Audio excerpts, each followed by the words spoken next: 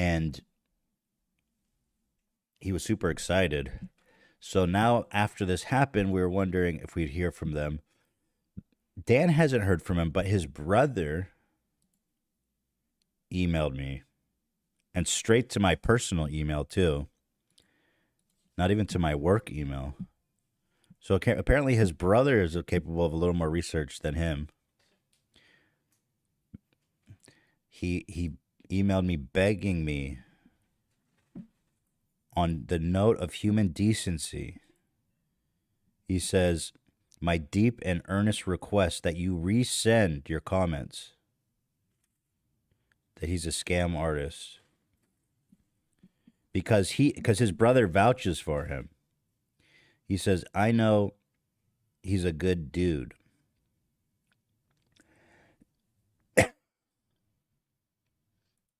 He insists he has Tourette's, so maybe he does. I don't know. I just know that whatever's going on with his Tourette's, there's some deception there, in my opinion. In my opinion. Also, his brother seems to be potentially, again, in my opinion, based on this email, a member of NXIVM as well.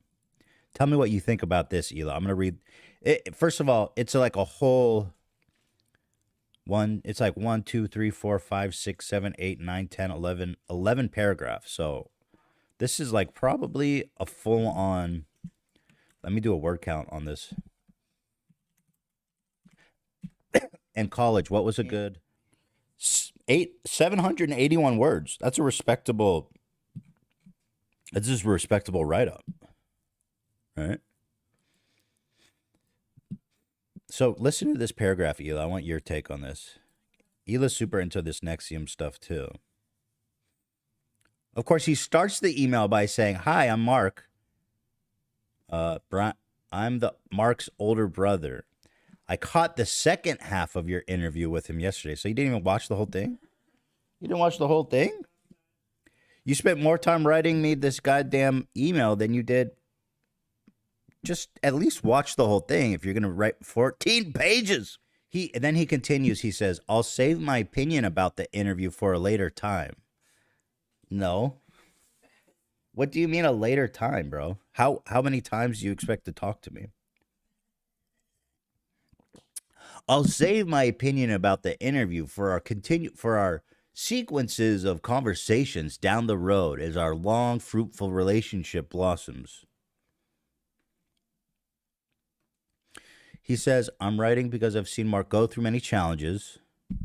However, never have I seen him publicly called a scam artist on a widely watched platform. Not only is it dishonorable. Bro, what am I, a samurai? Dishonorable is plainly false, he says.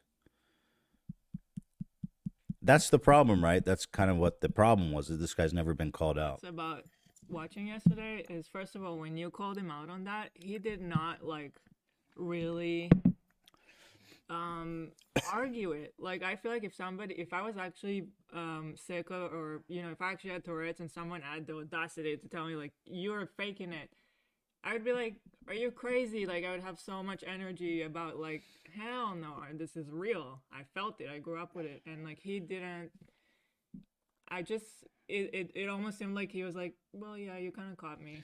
He didn't even try to engage with it. In fact, it seemed like he tried to move past it quickly. And then also the other thing is like, if that's really like, oh, they're saying you're quiet. Oh, like you showed on the website is like, do you want to cure your Tourette's or are you tired of having it? What was the sentence on his website? I don't remember, but it was something like a question. Completely, you get, that's the gist of it. So it's totally like made a career of this. Oh yeah. And if you actually did that, like, wouldn't you have a few success stories of like other people that happened to them? So he made a documentary in collaboration with NXIVM. It's actually on YouTube, so I was considering watching it, where he takes a few people with severe Tourette's and cures them through NXIVM's. I mean, here, let me read you this paragraph. It says, finally, I witnessed Mark overcome his Tourette's. I saw his severe tics make a precipitous drop after taking a NXIVM training and working with the organization's leadership on his disorder.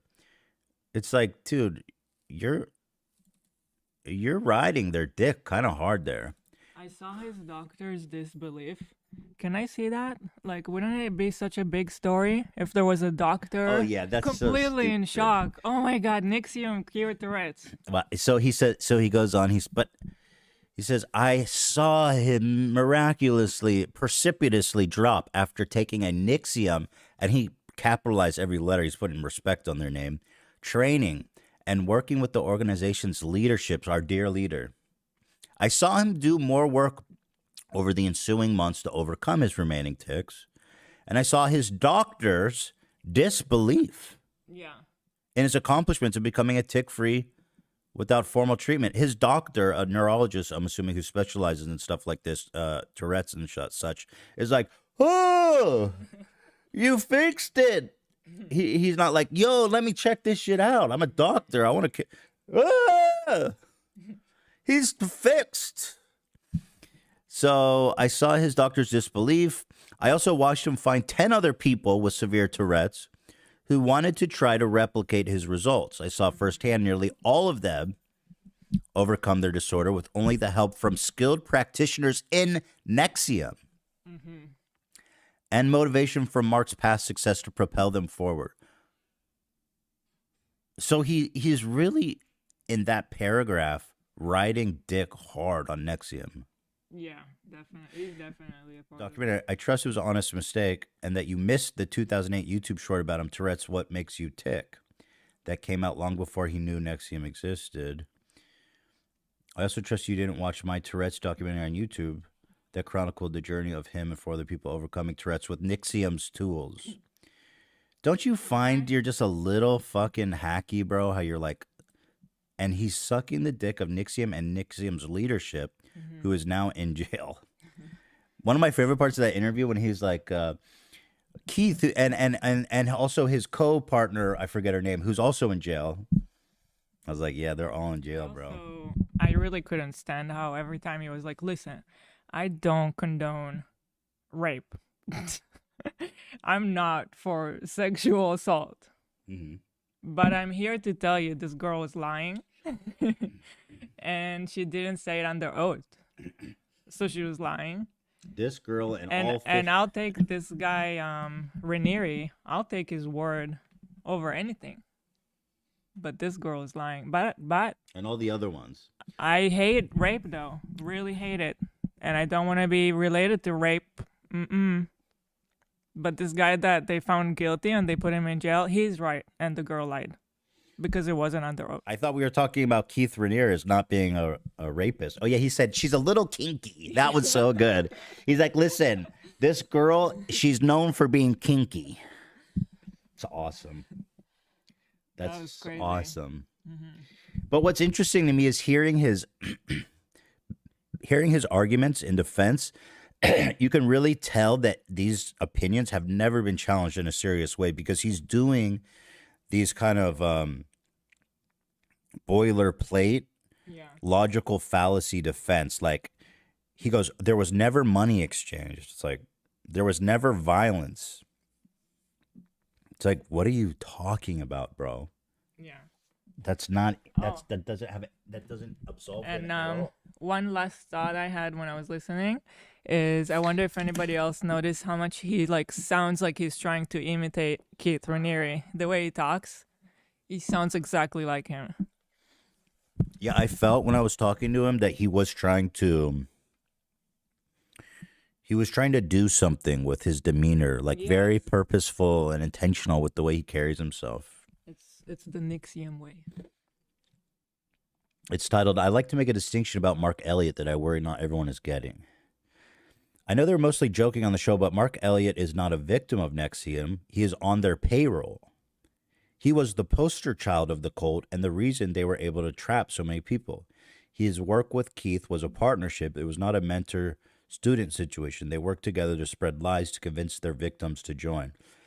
Now, first of all, I should say that Marc has sued somebody, I think it was Stars, for something they put in their documentary. He lost, by the way. They did an anti-slap and knocked that bitch out. But not looking to get sued, I'll say this. I'm just reading this person's opinion. I don't know whether it's true or not. It's just their opinion. I don't think they have any insider information. It is an interesting opinion.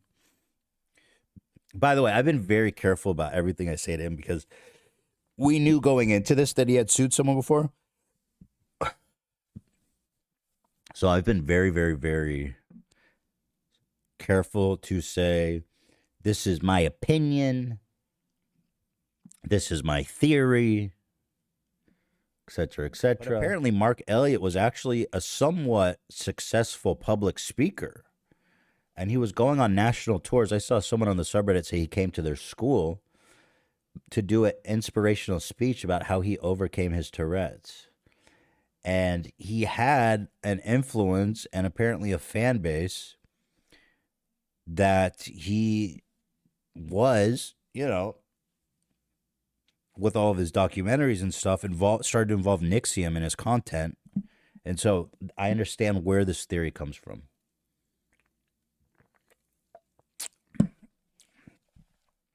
Now, if they want to sue me, you guys know my opinion on that. That's why he did not double down when Ethan called him out about saying the N-word, lying about having Tourette's, and fabricating a career as a motivational speaker out of it.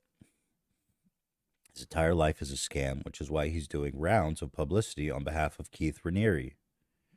The reason he said Dear H3 Highlights is because the message was likely a bot that went to every popular channel actively talking about Tate, fishing for anyone to respond to have him on their show so that he could show that video and hopefully lure in more members of the cult. This is a pretty compelling hypothesis, actually.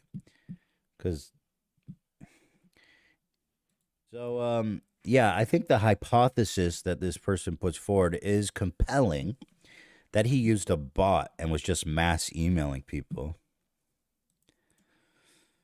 That's why he continues. That's why he just sat there and took the L in exchange for showing the video of all those FBI agents speaking in front of the green screen on behalf of the cult. I know I'm not saying a single thing that is new to the vast majority. I just want to relay it in case some people truly do feel bad for the piece of shit, or even some who might be enticed by his journey. It's all a grift. With peace and love, I love you all. There's no way that anyone, I mean, who the fuck watching that would want to go and join NXIVM? That'd be surprising.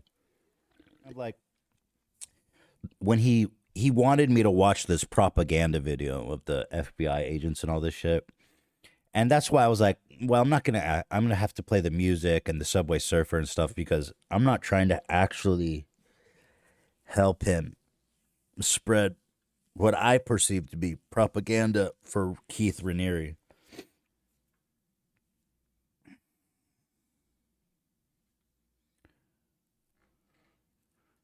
Yeah. If he's got one person he's succeeded, someone said, I don't think so. I really don't. I don't think one person makes up for what he just went through. We got a lot of research info from this website. NXIVM members say ex-FBI agent Rick Kipper is the leader of their forensic team, claiming Keith Raniere was framed with manipulated and planted evidence. They forgot to mention Kipper is a crank who promoted multiple 2020 election conspiracy theories. Well, that certainly, in my opinion, discredits him.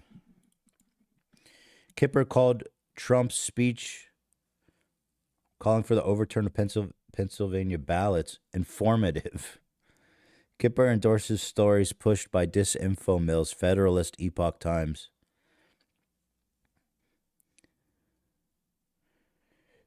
Kipper endorses the claims that Dominion voting machines were hacked. This was the basis for Sidney Powell's lawsuit that was tossed as astonishingly speculative.